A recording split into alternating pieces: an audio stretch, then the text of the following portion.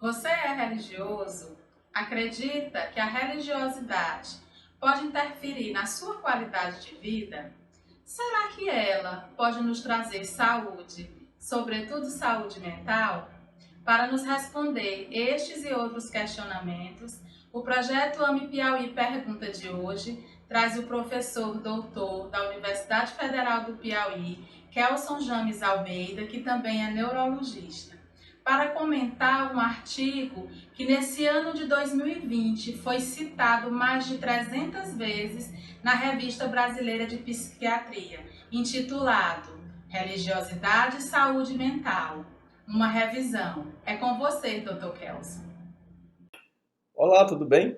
Eu sou o professor Kelson James Almeida, neurologista, e fui convidado pela AME Piauí para apresentar um resumo de um artigo para vocês. O nome do artigo é Religiosidade e Saúde Mental, uma revisão, publicado na Revista Brasileira de Psiquiatria em 2016, sob escrita do autor principal, o professor Alexander Moreira Almeida, que é o atual professor de psiquiatria da Universidade Federal de Juiz de Fora.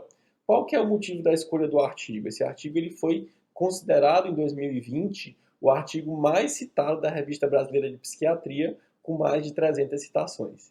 Então eu vou comentar com vocês os pontos desse artigo. Então, trata-se de um artigo de revisão, em que ele começa a introdução falando da população brasileira, em que apenas 7% da população brasileira, no censo de 2000, se declarou religioso, que é o que a gente não vê muito na prática, né? Na prática, a população brasileira ela é muito religiosa. E de forma contrária, nos Estados Unidos, a gente não percebe tanta religiosidade como a gente tem aqui no Brasil.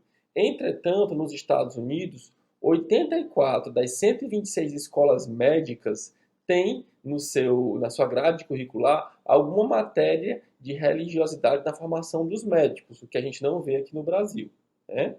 A religiosidade, qual que é o conceito disso, né? É um conceito mais amplo do que você ter apenas uma religião, né? Religiosidade é próximo da espiritualidade, da espiritualização do indivíduo, né? Para você ser espiritualizado, religioso, você não precisa assumir qualquer posição religiosa, ou seja, você não precisa dizer que é de uma religião e nem precisa de fato dizer que crê ou não em Deus, né? A religiosidade, ela é uma vontade pessoal, é uma vontade de entender questões associadas à vida.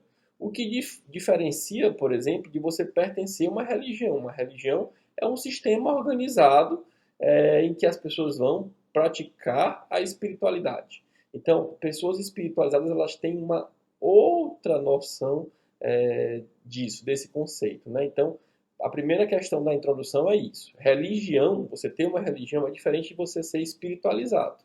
Religião é participar desse sistema, um sistema qualquer. Uma religião católica, protestante, evangélica, espírita e assim por diante. E ser espiritualizado é mais do que isso, né? É pensar a vontade que você tem de entender as coisas, as perguntas básicas da vida de qualquer ser humano. Depois disso, o autor ele começa levantando uma visão histórica do que seria religiosidade e espiritualidade. E ele coloca as posições publicadas de Charcot, Jean-Martin Charcot, que é um neurologista para nós extremamente importante, né, da Pétrier-Salpêtrière. Ele basicamente criou a maioria dos sinais neurológicos que nós conhecemos. E Freud, Sigmund Freud, que foi discípulo de Charcot, né? Então, Sigmund Freud, o nome dele em alemão é esse, era discípulo de Charcot e ambos publicaram ideias da religiosidade que é trazido para hoje na ciência, né? Então, quando você tem algum cientista, ele fala um pouco distorcido da religiosidade. É como se a religiosidade fosse o contrário da ciência, né? Por quê? Porque a gente tem essa ideia histórica já vinda de Charcot e de Freud, né, que, como Freud dizia, que a religião, a religiosidade é um valor depreciatório da vida, é um valor que distorce a realidade do mundo, né, e causa um padrão desilusional, distorce a realidade do mundo de forma desilusional, né? Então, Freud colocou e publicou e escreveu isso, que a religiosidade era associada à intimidação da inteligência humana. Então a gente tem na ciência esse resquício de comparar a religiosidade com essas questões que foram colocadas de forma histórica. Mas o ser inteligente, ele revive crenças e revive e revisa conceitos, né? Então, foi crescendo com o passar do tempo esse interesse nessa mudança de paradigma do que havia publicado Charcot e Freud, né? E aí foi então colocando-se que a religiosidade estava associada ao bem-estar, a um bem-estar, né? Depois surgiram alguns conceitos no artigo da diferença conceitual entre religiosidade extrínseca e religiosidade intrínseca.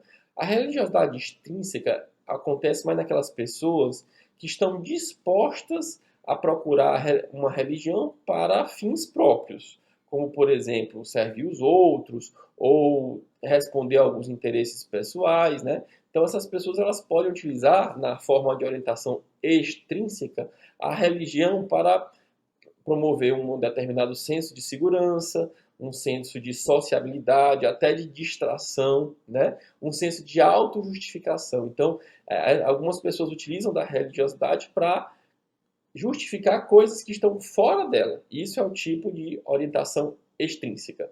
De forma contrária, a orientação intrínseca acontece em pessoas que usam a orientação da religião para entender-se, né? Para perceber motivos próprios, motivos intrínsecos de acreditar ou não naquilo. Então, esses dois conceitos iniciais de religiosidade intrínseca e extrínseca, eles estão associados à doença ou não. Os pacientes que têm mais essa orientação intrínseca de olhar para si, de utilizar a religião como forma de se entender, eles têm menos depressão, eles têm menos ansiedade, eles têm menos doenças. Já os pacientes com mais esse padrão de religiosidade orientada extrinsecamente, eles apresentam maior risco de doenças, inclusive de ansiedade, depressão e de suicídio. Logo em seguida, o estudo continua mostrando os seus resultados. E ele divide em pontos, em que ele vai mostrar os artigos que foram publicados. Um dos primeiros pontos fala sobre a religiosidade e o bem-estar. Os autores levantam que, nesse aspecto, já existia até a data de publicação do artigo 100 estudos previamente publicados que mostravam que o paciente que tem religiosidade em maiores índices apresenta melhor bem-estar. 100 estudos avaliavam essa associação, então são estudos transversais, feitos em um único momento, né? Então, desses 100 estudos, 79 mostravam uma associação positiva, ou seja, aqueles pacientes que tinham melhores e maiores índices de religiosidade tinham mais bem-estar. A religiosidade estava associada com a satisfação pessoal, com a felicidade, com o afeto positivo e com valores morais mais apurados, né? Somente um estudo, que incluiu pacientes de uma amostra não randomizada, a gente sabe isso na medicina, são aqueles estudos que incluem pessoas de forma não aleatória, né? Que podem selecionar pessoas para colocar no estudo. Só um desses estudos, que era não randomizado, ele mostrou que existia uma associação negativa, né? Dos 100, 79 mostrou que era bom e só um mostrou que era ruim. Ou seja, observou-se que de fato a religiosidade está associada ao bem-estar e que essa melhoria do bem-estar era mais robusta em pessoas idosas, pessoas mais vulneráveis, pessoas que tinham alguma condição médica, alguma doença clínica associada, ou aquelas pessoas que tinham um acometimento funcional, que estavam com dificuldade de andar, de se movimentar. Então, nesses pacientes que havia algum acometimento, essa associação foi mais robusta, foi mais adequada entre religiosidade e bem-estar. Mas a maioria desses estudos foram transversais. O que é isso? São estudos que é feito como se fosse uma foto. Você tira uma foto e vê. Hoje, a associação está entre religiosidade e bem-estar existe. Para a gente que é pesquisador, o que mais importa são estudos longitudinais. São estudos que a gente segue os pacientes. A gente chama isso de prospectivo, né? Desses estudos, 12 existiam até a publicação da revisão, que mostravam que se você fosse religioso, A gente acompanhando esses pacientes que tinham maiores índices de religiosidade, eles desenvolviam melhores scores de bem-estar, né? E esses estudos prospectivos de acompanhamento, permitem definir risco. E foi isso que, tanto o risco protetor quanto o risco de acontecer uma doença, por exemplo. E esses estudos mostraram que quem tinha mais religiosidade tinha mais autoestima, tinha mais esperança e tinha mais otimismo.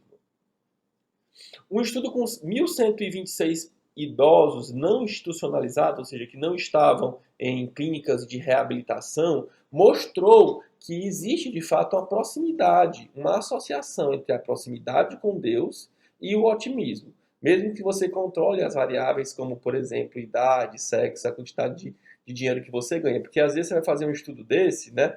E aí você não controla essas variáveis e pode gerar uma confusão na interpretação. Então pode ser que uma pessoa tenha mais bem-estar porque tem mais dinheiro, ou porque tem mais estudo, ou porque tem mais qualidade de vida, tem mais lazer, entende? Mas mesmo quando se controla todas essas variáveis sociodemográficas, nesse estudo com 1.126 idosos, houve uma associação entre proximidade com Deus e otimismo. Quando a gente fala de religiosidade e depressão, a gente tem vários estudos mais embasados que mostram essa associação. Uma meta-análise, uma revisão sistemática, que é um estudo com forte nível de evidência, ele juntou 147 estudos prévios, totalizando mais de 98 mil pessoas para estudar a associação entre religiosidade e sintomas de depressão. Qual foi o resultado? O resultado foi positivo. Mostrou, de fato, que quem tinha mais religiosidade, quem era mais religioso, espiritualizado, tinha menores índices de depressão, né? Existia uma menor associação entre religiosidade, quem era religioso, e sintomas deprimidos, né? De depressão, entre pacientes deprimidos. E o que acontece também é que essa religiosidade, ela depende também em relação ao estresse que você sobrevive, né? Então, assim, os sintomas de depressão acontecem em pessoas que passam por mais estresse. E mesmo as pessoas que passavam por mais estresse em comparação às que tinham menores estresse, quando elas eram religiosas e espiritualizadas, menores diagnósticos de depressão eram obtidos. Nesse contexto, só tem um estudo prospectivo, daquele que eu expliquei, de segmento, né? Que acompanhou pacientes em depressão, idosos em depressão, né? Hospitalizados por alguma doença, tá? E mesmo quando ele tinha uma doença, se ele era deprimido, depois de 47 semanas de segmento, esses pacientes eles evoluíam com melhor desfecho. Ou seja, você acompanha dois grupos de pacientes com uma doença qualquer. E o que se observou que aqueles que eram espiritualizados, eles desenvolviam menos depressão do que os que não eram espiritualizados nesse estudo de segmento. No Brasil, existem dois estudos semelhantes, né, que fizeram essa associação entre depressão, ansiedade e outros sintomas, tá certo? Estudou 207 ministros de uma igreja e observou que, de fato, quanto maior era os índices de religiosidade, menor era a presença de doenças, né? E outro estudo selecionou uma amostra randômica aleatória, ou seja, de 115 médios espíritas, e observou que nesses pacientes espíritas que praticavam a religiosidade, que eram religiosos, havia um melhor desempenho da saúde geral e menores scores de doenças psiquiátricas. Existe um estudo europeu de segmento longo, né, que foi publicado recentemente, que seguiu por 6 anos pacientes na Holanda. Mais ou menos 1.840 pacientes adultos, de idade entre 50 e 85 anos, e que ele comprovou nesse estudo longitudinal de segmento que aqueles pacientes que mais frequentavam a igreja tinham menos sintomas de depressão no segmento. Então, pelo que a gente apresentou, existem evidências, sim, de que religiosidade está associada ao melhor controle dos sintomas depressivos. Agora a gente vai para outro ponto, que é o uso de drogas, né? A religiosidade e o uso de drogas. Um estudo nos Estados Unidos incluiu mais de 2.600 adultos para avaliar diferentes dimensões da religiosidade, né? E ele comprovou que quem tinha mais religiosidade, quem era mais espiritualizado, usava menos drogas, né? No Brasil, nós temos um outro estudo com 2.287 estudantes, né? E mostrou-se que aqueles pacientes que não tinham educação, que não eram acompanhados numa educação religiosa, eles tinham um maior uso de êxtase, 4 vezes maior, né? E eles abusavam de remédios para dormir, enfim, remédios controlados, como se chama de forma popular, mais de 3 vezes do que quem tinha uma educação religiosa. Também observou-se que aqueles pacientes que tinham uma educação religiosa ou que estavam associados a alguma igreja, eles tinham menor chance de consumir cocaína e usar medicamentos de forma geral. Um outro tema que é bem pujante é o suicídio. Nós temos algumas evidências também de que religiosidade e espiritualidade melhoram os índices de suicídio, né? Então foram 68 estudos que englobaram esse tema e a gente observou, a revisão observou que em 84% desses estudos houve uma associação entre bons índices de religiosidade e menor chance de suicídio, tá certo? Nos Estados Unidos, um estudo com 584 pessoas que se suicidaram e mais de 4.000 pessoas que morreram de morte natural acompanhou esses pacientes com 50 anos de idade ou mais e observou-se que aqueles pacientes que se suicidaram e que não, eles tinham uma chance 4 vezes maior de se suicidar quando não existia uma espiritualidade, quando eles não tinham nenhuma atividade religiosa, né?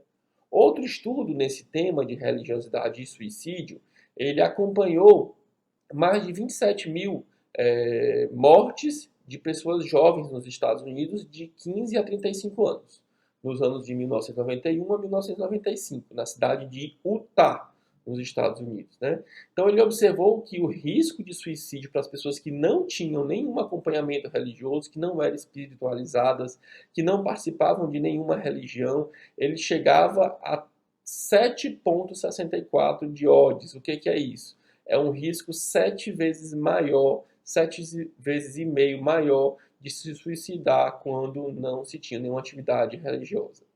Um outro estudo que acompanhou pacientes com depressão, né, mostrou que 2 grupos de pacientes, um que tinha depressão e outro que também tinha depressão, no mesmo nível. Ele acompanhou esses 2 grupos e ele viu que aqueles pacientes deprimidos que não tinham nenhuma religião ou que não eram espiritualizados se suicidavam mais. Então, a religião, a religiosidade, ela ajuda no controle tanto da depressão e do uso de drogas, que são dois aspectos, 2 pilares que estão muito presentes nos pacientes que cometem suicídio.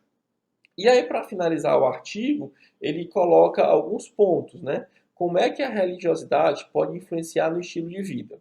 Primeira coisa, pode promover mudanças no estilo de vida. Então, algumas orientações, como por exemplo, não beber, não dirigir automóveis bêbados, ter sexo com só um parceiro, não fumar, não usar drogas, seguir a prescrição do médico, né?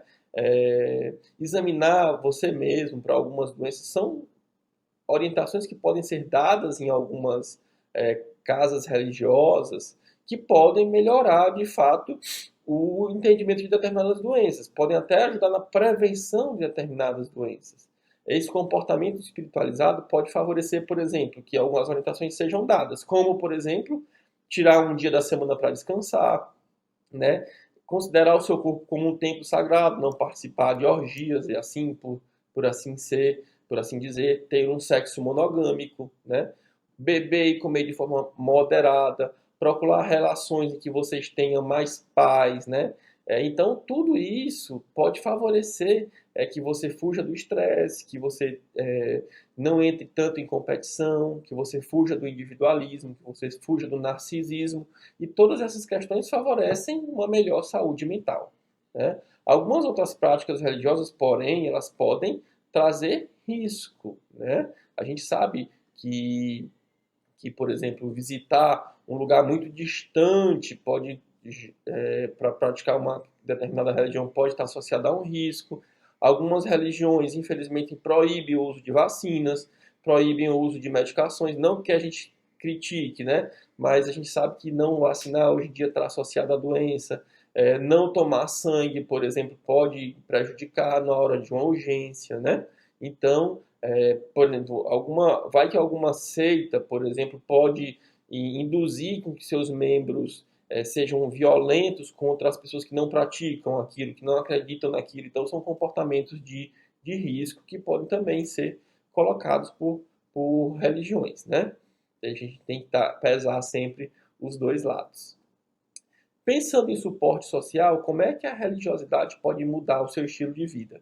Então, assim, se sentir pertencente a um grupo, participar de grupos, pode te trazer saúde mental, né? Então, a religiosidade ela pode promover essa adesão social com outras pessoas, pode fazer com que você se sinta pertencente a um grupo, e tudo isso favorece, te dá mais alegria, te dá mais tranquilidade, você se encontra mais, você consegue ter relações sociais, e todo mundo sabe que essas relações sociais elas estão associadas com melhor desempenho cognitivo, menor risco de depressão, de ansiedade e de suicídio.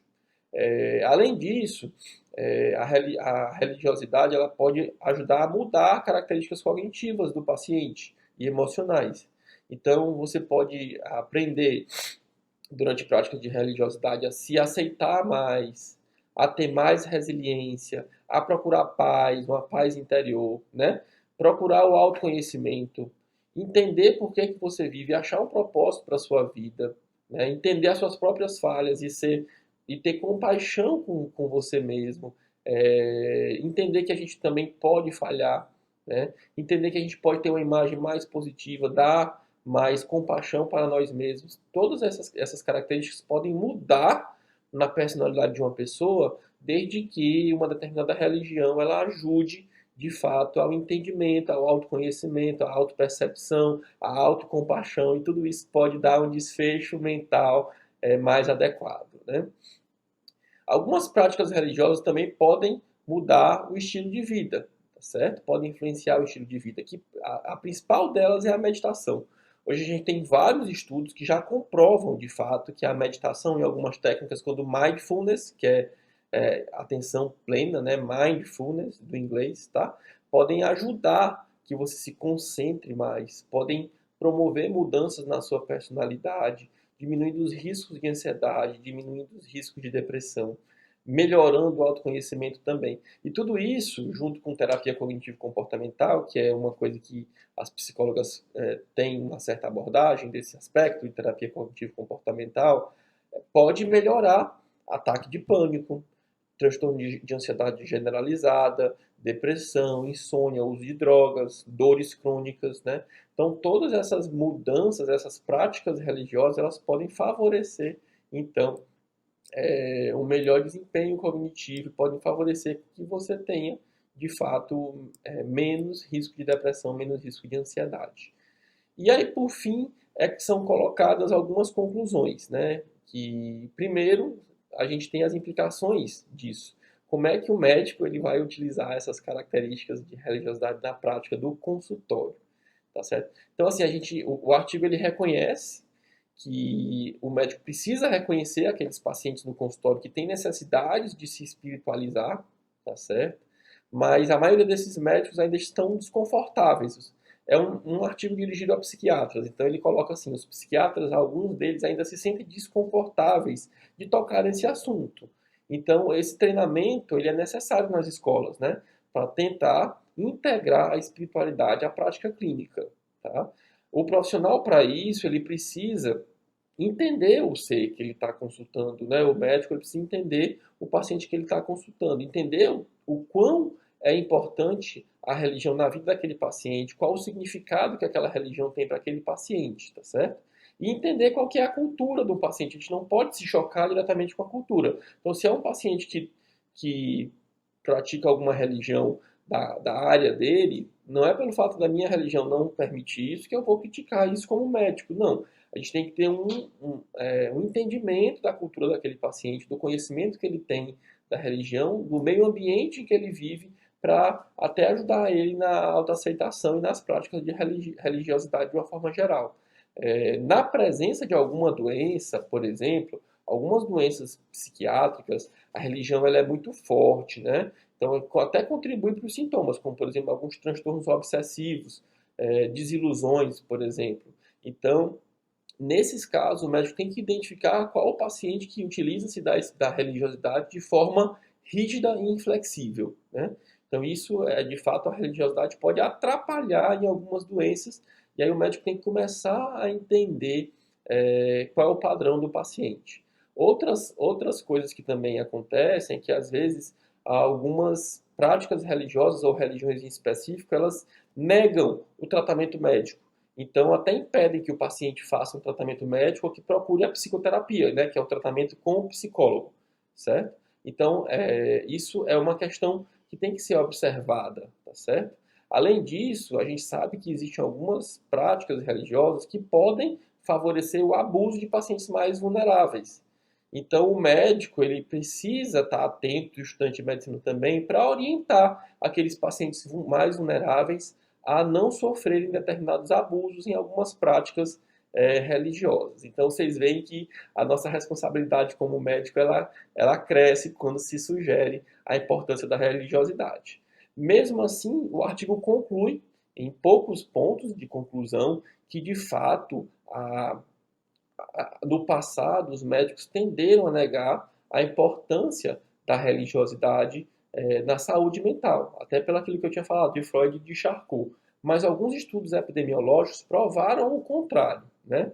O clínico precisa entender esses aspectos biopsicossociais do paciente, entender o paciente como um todo e explicar para ele os benefícios da religião, respeitando o ambiente que esse paciente está inserido, né? E que conclui de forma contundente, mostrando que há evidência suficiente para afirmar que o envolvimento religioso está associado à melhoria da saúde mental, né?